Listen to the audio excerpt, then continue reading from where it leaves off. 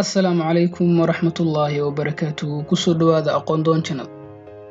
Waa casharkeennii 11aad ee maadada HTML5.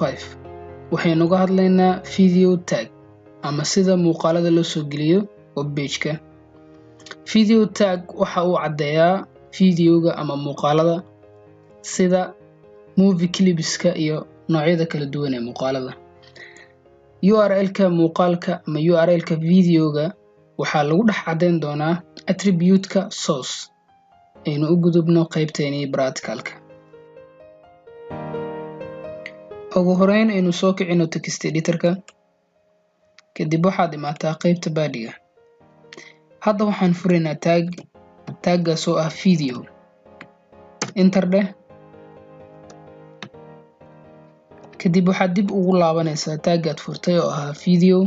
Waxaad leedahay space. Waxaan u baahannahay inaan u baas gareyno ama u sheegno cabirka uu yeelan doono muuqaalka. Marka waxaad leedahay width ama balaca muuqaalka ha noqdo. Tusaale kale waxaan leenahay 500.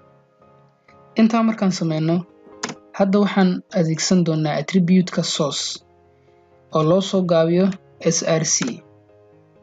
Kadib waxa u wacaysaa muuqaalka magaciisa. Haddii muuqaalka desktop-ka uu ku yaalo, kaliya waxaa u baahantahay inaad wacdo ama soo geliso magaca muuqaalkaas.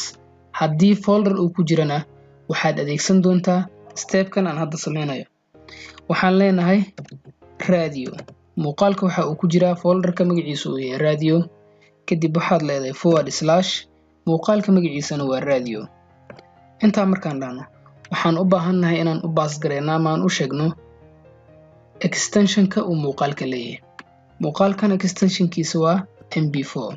Intaa markaan sameyno, kadib waxaan leenahay controls oo inaga caawin doonta inaan adeegsano controlada kala ah play, next iyo backward.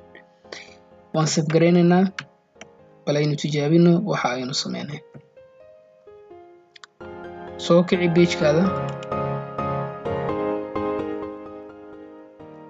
Saa arkaysaan waan soo gelinay muuqaalkii. Waxaan taabanayaa play si aan u daawano muuqaalkan soo gelinay.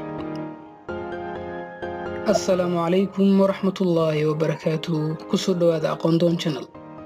Waa casharkeennii 10aad ee HTML5. Waxaan uga hadlaynaa radio button.